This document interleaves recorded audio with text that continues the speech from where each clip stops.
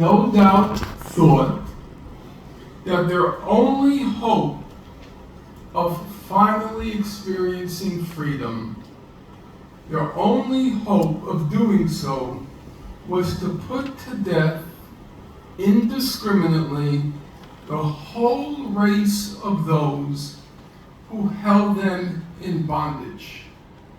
If such were their impressions, if they believed that, said the New York Working Men's Party, were they not justifiable in doing so? Undoubtedly, they were. If freedom was the birthright of man, as the Declaration of our Independence tells us, so sounded right. A couple of other things which are, I think, relevant. One of them is, it's a very strange tale to tell, because I do believe I have accurately described the nature of that rebellion. And it's now, as you can do the mathematics, it's now nearly 200 years later. And Nat Turner, there has been controversy, I'm not going to dispute it, but now Nat Turner has entered into American history as a hero of the struggle for emancipation of African Americans. That's just a fact. And he's not just a hero in African American history, he's recognized as a hero in American history in general. And I think if you were to ask me why that came to be, I would say the answer is that there is a recognition that however horrible the things were that happened during the rebellion, there's still the recognition that it traced back to an indomitable will. Now, Turner was just a very smart guy, and he would not reconcile himself to the condition in which he had been enslaved. And the irrepressible will to freedom, that irrepressible will to freedom. And I then say, I can't predict if humanity survives for 200 more years, and that's genuinely a question mark. If it does, I think it's a matter of speculation what will be the verdict on what happened October 7th, and whether or not Mr. Sinwar will have the same status as Nat Turner now has after 200 years. So, when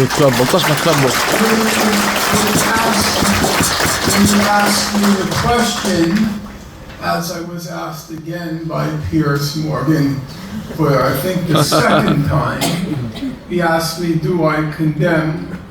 last night he asked me, do I condemn what happened on October 7th? I said that I'm not going to give you a short answer. And that person sitting next to me said he never gives short answers. And I turned to her, and for the only moment in that evening, I said, that's correct.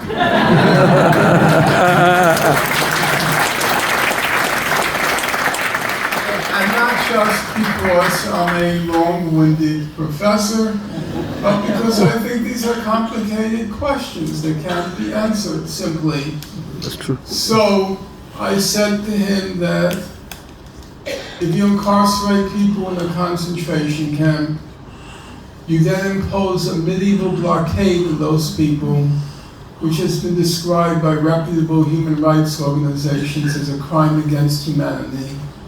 If you then periodically launch these high-tech killing sprees in Gaza, then I said that I'm not going to condemn those people. I'm not going to approve, but I'm not going to condemn. And you know why I'm not going to condemn? It's actually a personal aspect. When the abolitionists condemned slavery, it's because they saw it before their eyes every day. They saw the slave auctions, human beings being put up, measured, teeth examined, whether they were good human material for slavery, and it would be auctioned off, and that was all done in the open. And the various degradations, humiliations that the slaves suffered, it was right out there. Gaza was different, because Gaza was hermetically sealed. Very few people knew the reality of that situation. It happened by accident that I began to study it. And I spent 15 years just reading those human rights reports, and more reports, and more reports, and more reports, and reading them once, reading them twice, reading them 3 times, gradually getting enraged, gradually working up to this kind of frenzy. I'm not a writer by nature, absolutely not. I'm not a writer by nature. My late mother used to say, Norman, your prose is like molasses dripping out of a bottle. And she had a point there.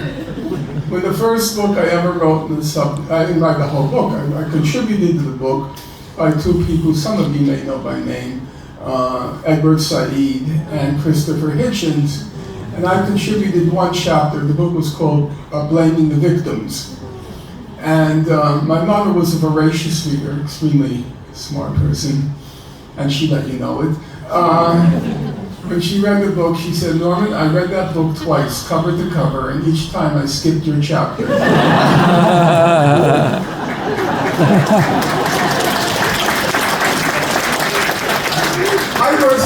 I wasn't in the least offended. I thought it was a wise move. In any event, I was in the position